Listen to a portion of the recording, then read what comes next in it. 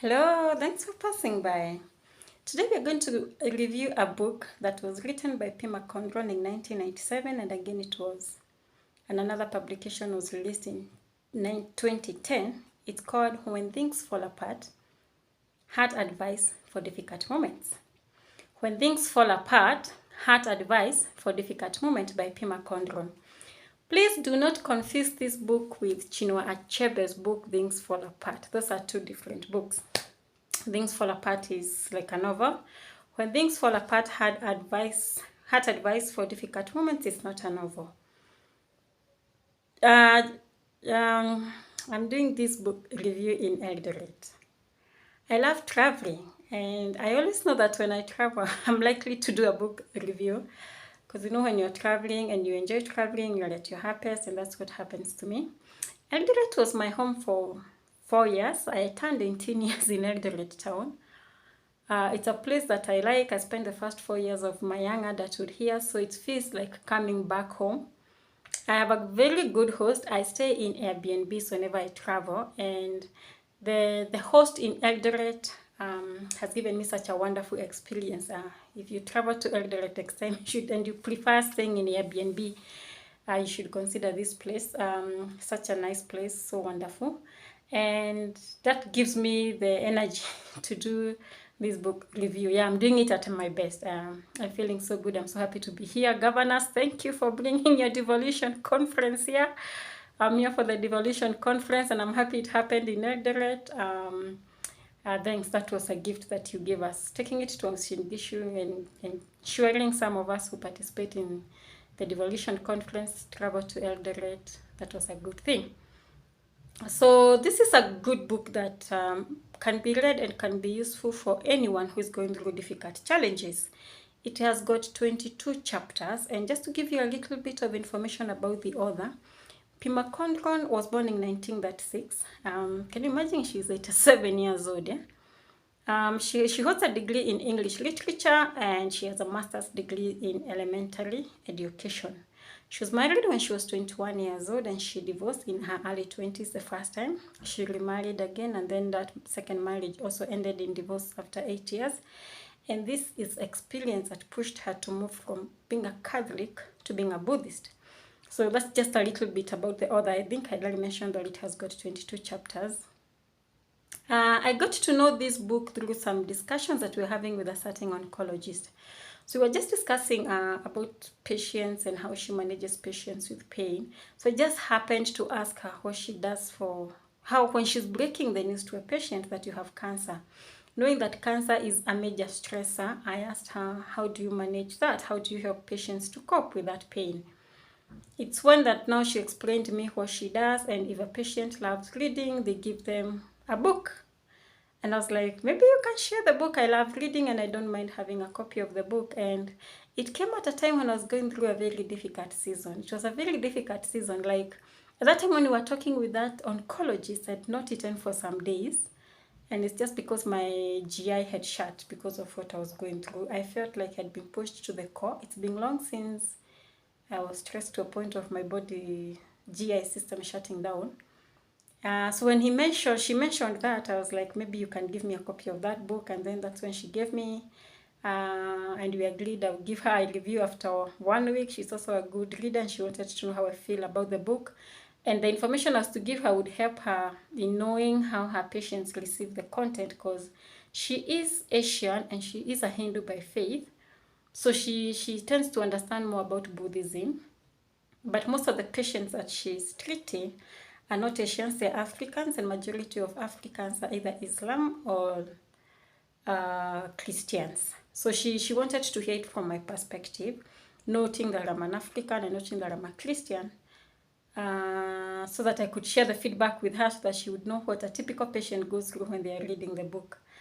I found the book to be quite applicable for what I was going through. I found the book give me, like, it's what I needed at that time. And I knew there are many books that I've been reading and I've not been able to do book reviews because of the seasons. And sometimes you get busy with work that you're not able to do some of these things that you would love to. I knew this is a book that I'm definitely going to review, and today is the day. So she opens the book. First part of the book, she says, There are times in our lives when things fall apart and we feel we are unable to control what's happening to us. The first impulse is to run away from these situations because we don't want to get uncomfortable. And she continues to say that stop running away from fear and welcome chaos. Now you read a book where it's telling you to welcome chaos. It's telling you like to be comfortable with pain, and you're like, who gets comfortable with pain? Who feels good when things are happening to them? So it like gives you some energy to read more, to know more, and to know what the author has to say. Yeah? So he continues to say that the first nugget that I got from the book, that thinking that we can find some lasting pleasure and avoid pain is what causes us to be in a cycle that goes round and round endlessly and causes us to suffer greatly. But you think that you can get pleasure, happiness on one end, but on the other end you try to avoid pain at all costs. So Pema is saying that happiness and pleasure goes hand in hand with pain. And the more that we embrace pain in our lives, the more that we accept that pain is part of human beings, the more that we don't resist it. Because the more that we resist pain as human beings, the more that we suffer, the more that it brings a lot of chaos in our lives, that we again try to resist the chaos and we suffer more. Another nugget that she says is that chasing happiness doesn't always bring happiness, and running away from pain doesn't necessarily eliminate pain. She's giving an example like of marriage in this example, that when you love someone and you've decided to live with them, most of the times you're pursuing happiness, you're pursuing pleasure. But pursuing that happiness comes as a package. It doesn't always bring happiness. That marriage, it's possible it can bring pain. And for most people who have ended up in divorces, because something that they were doing to bring happiness and to bring pleasure to themselves brought around pain. You think about starting a business. You're starting a business for financial security for yourself, for your family. But that business that is to give you happiness or is to give you joy will also bring along its pain. The jobs that we do, you get an opportunity, you're so excited, you get a promotion or you move to a new organization, you're so excited. But that happiness that you've got because of a changes in your payslip, it's possible it can also bring some pain when you're not able to cope with the challenges at your place of work. So yes, it is true that chasing happiness doesn't always bring happiness, and running away from pain doesn't always eliminate the pain. Another nugget I picked from this book is when she explains about the role of fear and the role of anger in rejecting pain, especially loss. She says the reason we suffer so much when things are falling apart is because of fear and because of anger. I actually, when I was reading this chapter, I looked at the situation that I was going through at that time. And it's true, whatever was holding me back or whatever was like paralyzing me because I was kind of in a limbo was fear and anger. I was angry with myself for disclosing some information to some people which should have been kept a secret, what I came to discover later.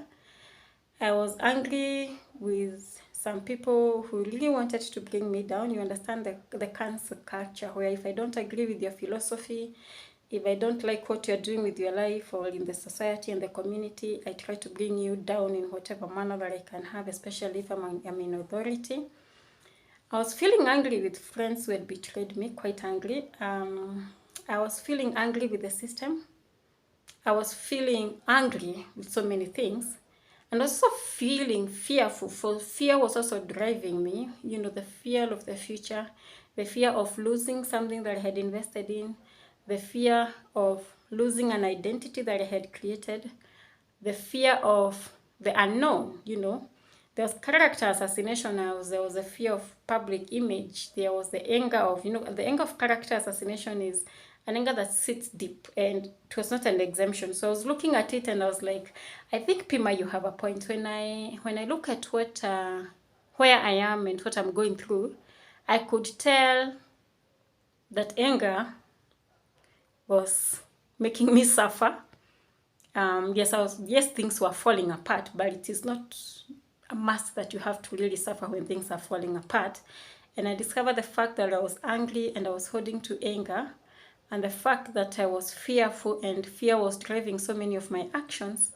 then I was getting paralyzed. And there's another nugget that I met and I loved in this book, where she says that loss marks a new beginning for something, and it's also an end of something.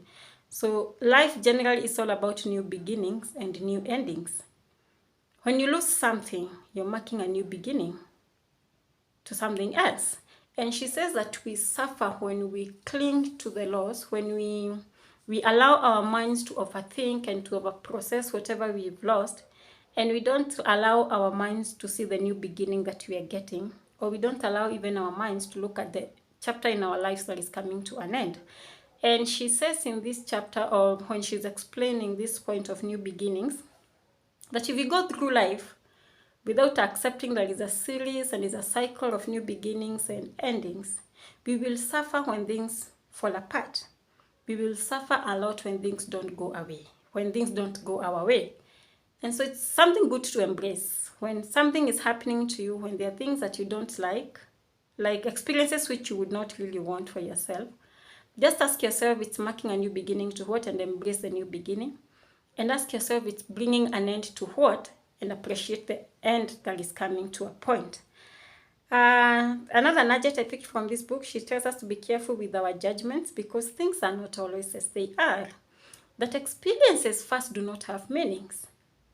That experience that you've gone through, you've given it a meaning. And she gave an example which I saw so practical, because I've seen it with my children. I have one girl who always wants to be regarded as she's growing old. Yeah, she's my last born. And so when you tell her that, Anana, you're now a big girl, you've grown old today, eat food, you'll grow old, she's happy. So the meaning that she's giving to the experience of growing old is a positive meaning, and so it brings joy on her face. But there are people who don't want to be told they're growing old, where if you meet with them and you're like, haya, na umezeeka, or you've advanced in age, or you've grown old, they associate it with negative meanings. So she says that experiences do not have meanings. It's us as human beings who give experiences meaning. And whatever meaning that we give to our experiences, it's better be a good meaning. Even though sometimes things are falling apart from the face of it, but the meaning that you give it matters a lot. And this is where she's bringing the concept of judgment, that things are not always as they look like, That death, because she's saying that we fear death so much. We fear death of identity, we fear death of relationships, we fear death, we fear loss. It's death and loss, yeah? Whatever you are losing, is it a marriage that you are losing? Is it property? Are you losing cars? Are you losing houses? Have you lost a child? Have you lost a loved one? Have you lost a job? Have you lost a career? Whatever it is that you are losing, be careful on the judgments that you give it. That experience, don't give it a black and a white experience. Don't be so extreme on that dichotomy where it's either black or it's either white. In between, there are so many shades of gray. And if you don't allow yourself to look at these shades of gray, whatever we mentioned about new beginnings earlier, if you don't try to look at what positive could come out of this, you are likely to go down when things fall apart. It's something that I loved in this book, that life has got shades of gray, whatever experience you're going through. And I'm telling you, in that perspective, in whatever circumstance I was in, when I was able to look at the shades of gray, when I was trying to understand the other elements that this experience meant to me, it actually changed my total perspective towards the whole thing. And I became more stable, I became more calm, I became more collected. I became more open to this experience. I stopped rejecting that pain. I accepted that kind of chaos, even though it is not what I would have wished for myself. But when I looked at what else it meant for me, it became more tolerable and it became more acceptable. The other thing that she discusses and she tells us to look is that we add a lot of misery to our lives when we become too attached. And she's saying that one of the tenets of Buddhism is that you should never be attached to things. You should never be attached to anything. In short, love, appreciate, feel good about things, feel good about your car, feel good about your house, feel good about your children, feel good about your spouse, feel good about the relationship you have with your parents, feel good about your friendships, feel good about your job, feel good about your career, feel good about your health. Appreciate them and feel good about them, but don't be too attached to them. And she continues to explain how being attached to things affects us as human beings when those things are taken away. When you're so much attached to your children that you can never lose them, and then they die. You bury your children and they don't bury you as a parent. You spend the rest of your life miserable because you're so attached to that bond that you're not willing to let it go. When you're so much attached to your job and you appreciate your job and all your identity comes from that job, and you've never allowed yourself to lose that part of you, when that job is taken away from you, because life is about losses and gains, every day you are losing something. If it so happens that that job is taken away from you, it becomes so hard to cope with life. It becomes so hard to move on. And so one thing she's advising us is about, she's like telling us, when you put sand on your palm, you hold it, but you don't press so much, because when you start pressing so much, it starts coming out through these openings and you're losing. And then the day that now someone will force you to open that palm to lose the sand, first it will be forceful, so you'll feel bad. So she tells us to hold things with ease. Have that car, appreciate that car, but hold it with ease. The day it is taken away from you, you just open your arm and release it. You will not have a lot of pain because of attachment. You'll find it easier to move on. And that loss of that car will not bring suffering to you. Because the whole concept of this book is go through pain or not have losses in life. Things fall apart as will fall for every human being. But it should not leave you in a lot of suffering. It should not crumble you. It should not leave you in a former shadow of yourself kind of a state. You should go through experiences without them crushing you as a person. Something else I had noted down, that it is okay to be afraid. Just embrace the fear, but don't let it paralyze you. And then there is now the last one, which I think was the best among them all. I loved this. Nothing ever goes away until it has taught us what we need to know. Whatever experience you're having, could it be divorce? Could it be loss of a partner, loss of a child, you're grieving the loss of a loved one, you've lost a job, you've lost your car, you've lost your home, auctioneers have done their thing, your business has crumbled. When all these experiences come to you, always pick the lesson. Nothing ever goes away until it has taught us what we need to know. I loved this book. I've already told whoever recommended it to me that it's a good read. If a patient is newly diagnosed with cancer and they digest the material in this book and they're able to comprehend what Pema Chodron is saying, I think they find it easier than a patient who was not prepared with such kind of content. I would also recommend it for anyone who's going through a difficult season in life. You're in such state where things are falling apart. I think it would be a good book to read. The only issue I have is that on a difficult level, this is a difficult book to read. Like on a scale of 10, I would give it a 9 out of 10. Pema Chodron is using, number one, the English level of difficulty is quite high. The book you read with a dictionary. We know we are ESL speakers, but the level of difficulty is high. She's using a lot of Buddhist kind of words. You open a paragraph, you get to a point you don't know what you're reading, you have to go back so that you don't lose your train of thought. It's quite a difficult book. And then the other thing that I didn't like about the book, or I don't agree with the author per se, is when she's discussing theism and atheism. So there's a chapter, I think it's chapter 3 or chapter 4, where she's dedicated to discuss theism and atheism. And she's talking of people who depend on a supernatural power, that those are the people who are theists.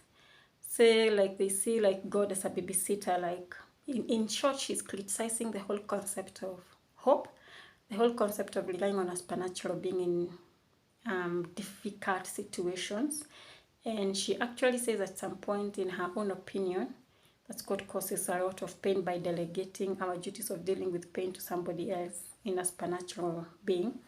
I don't agree with her on that page, and I don't have to. She's entitled to her own opinion, so I'm entitled to my own opinion. But I felt like Pema should not have judged the reader. I felt like she was judging the readers who totally believe on God and supernatural beings during difficult times. And she's on one end telling us not to judge ourselves, but I was feeling like on the other end she's judging the reader. But that's just me. Another thing I would say is, if you know, we have two kind of readers. We have some people who are religious and spiritual. For most of the people who are religious will also be spiritual. We have people who are so much religious, but the level of spirituality is quite low. And we have people who are so spiritual, more than they are religious. So if you are a reader who is either totally religious without being spiritual, or your level of religiosity is higher compared to the level of spirituality, and you're not a Buddhist, you may find the ideas in the book not so palatable, and it may be difficult for you to read the book. But on a scale of 1 to 10, I would give it a 7 in terms of recommendation. It's a good one. It assisted me, and I know it can also assist somebody else. Let me know what you think about the review. If you get time to read the book, let me know what you think about it, because your opinion does matter. Yeah? And thank you for your time.